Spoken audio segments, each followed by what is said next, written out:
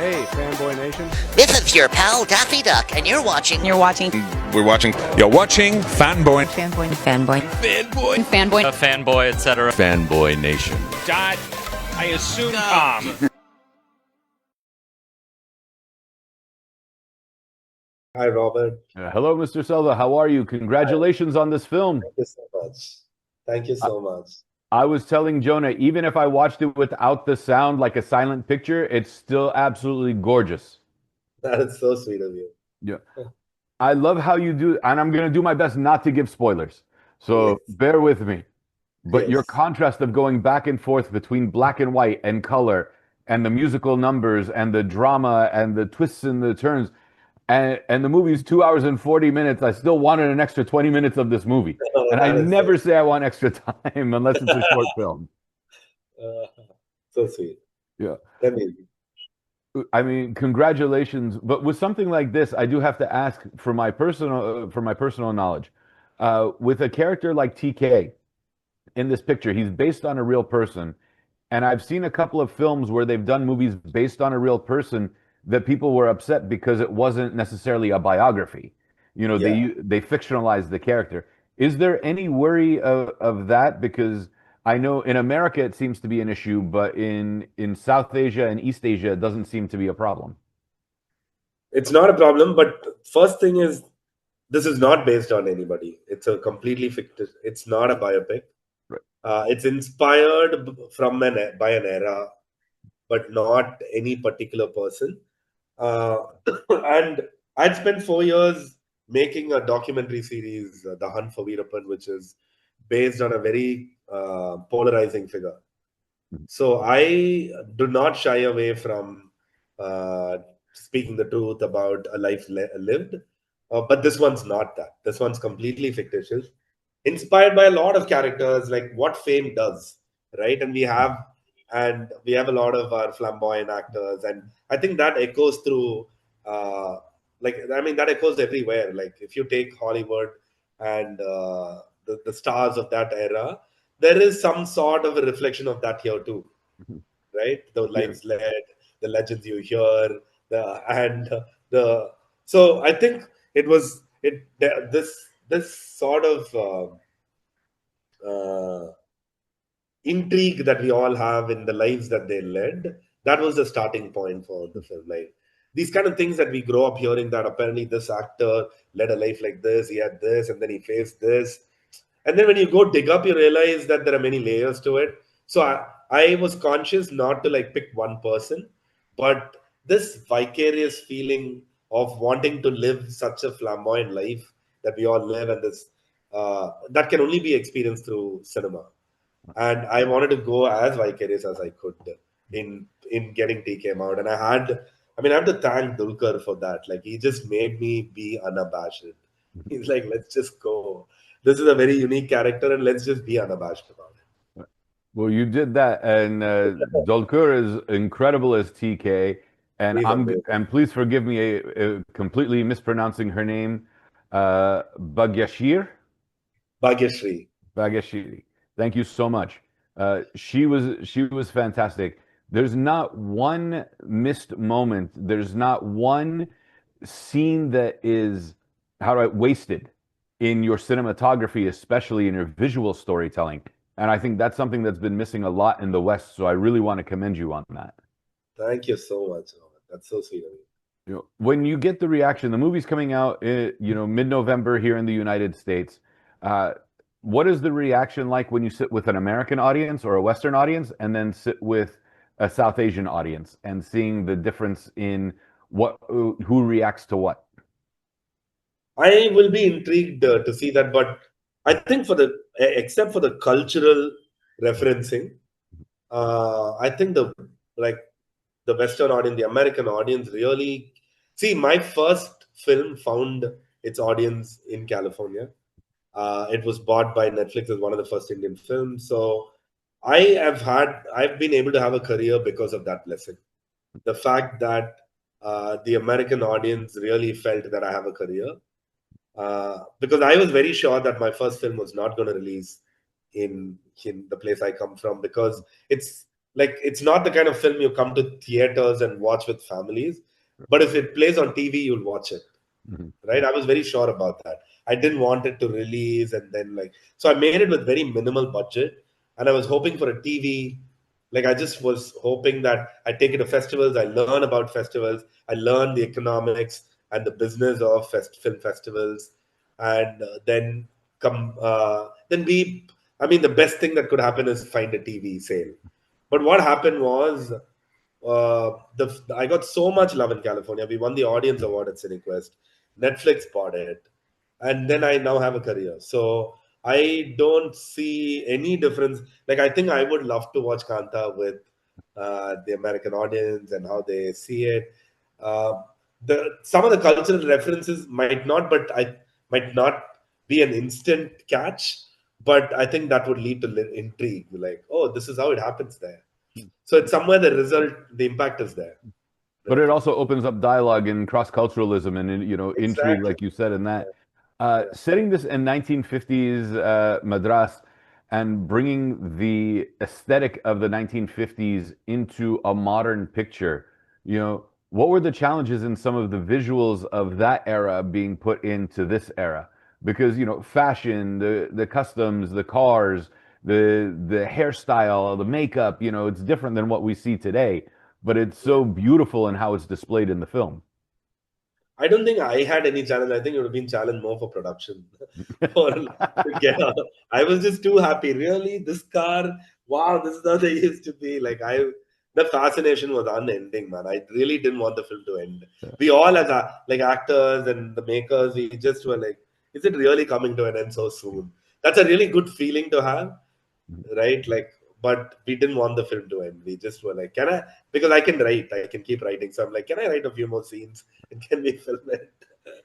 Well, with Kanta, I'm watching it, and we get to the third act, and the twists and the turns start coming, and they're coming fast.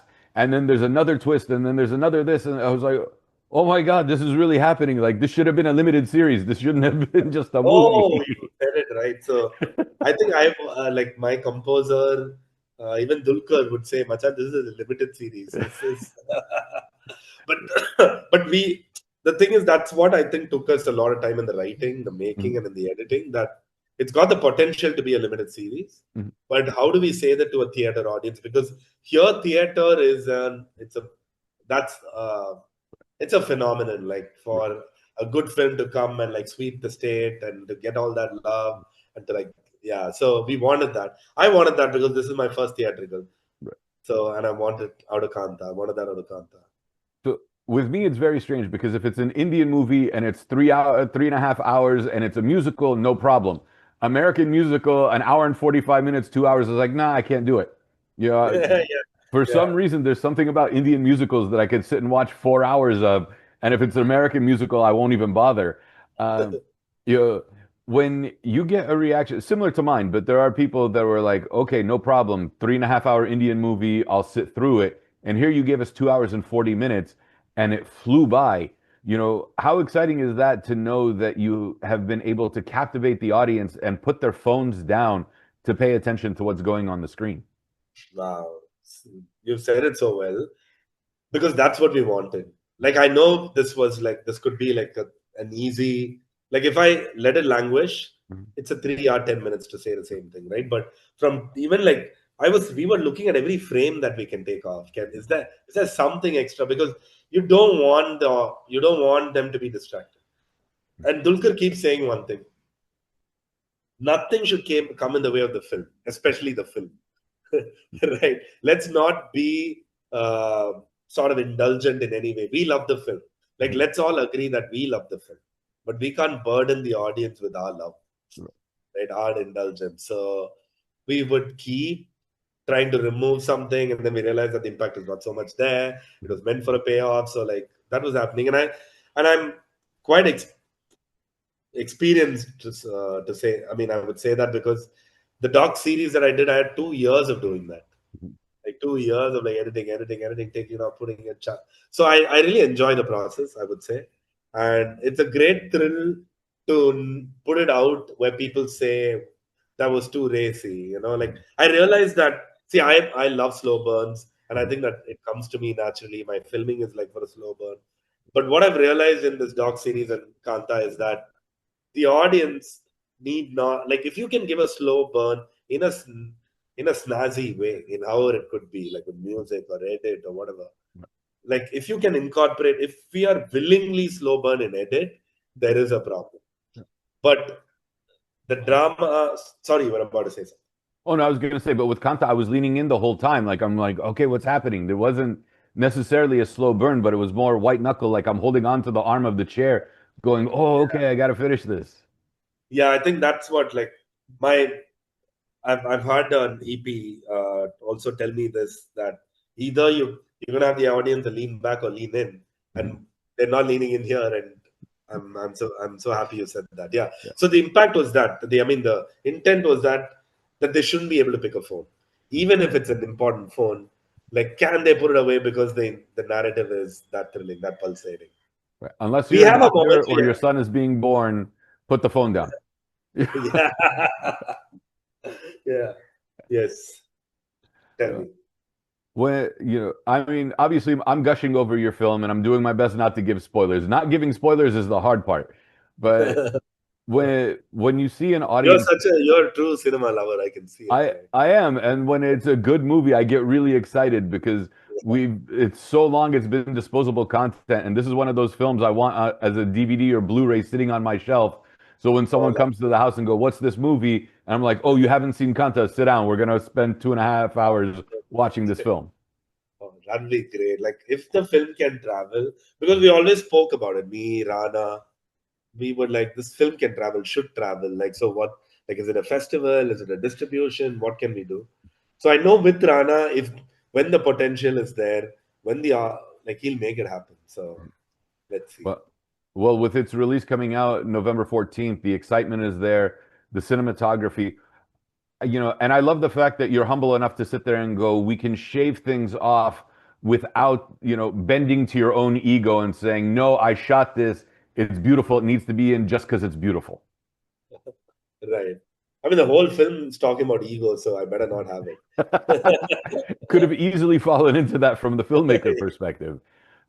When you're able to shave that off, and now how do you pull back from being co-writer and the director and making sure everything is, and part of the editing team and making sure everything is so crisp and flows and not one wasted frame, to now sit back and watch it as an audience member? How do you remove yourself from the other hats that you're wearing to now just sit there and become a cinephile? I'm really looking forward to this, because till yesterday I was sort of tinkering. So yesterday they snatched the film away from me. They're like, if you don't give it now, it's not going to get projected. So I think till now, at least, I've not been able to get enough of my subjects. It's a good thing, and but I'm aware of the consequences of it. What happens with indulgence, and editing is the process that I love. Like, because I mean to make a dress, to stitch a pant, you're going to cut things out. So it's inevitable, right? You can't be like, why did I shoot that? Or, of course, you will have to cut things out. And I think I really enjoy that whole process of, yes, I love this, but the film decides.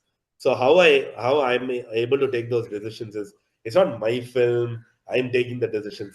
It's a film being made, and the film is taking those decisions. I have the front row seat. So I'm like, okay, you don't want this? Okay. Like that. Well, Salvi, I'm going to leave you with this. Come for the story of Kanta, stay for the cinematography, watch it again for the cinematography, because you already know how the story unfolds. I really appreciate your time. Thank you so much. Thank you so much for everything.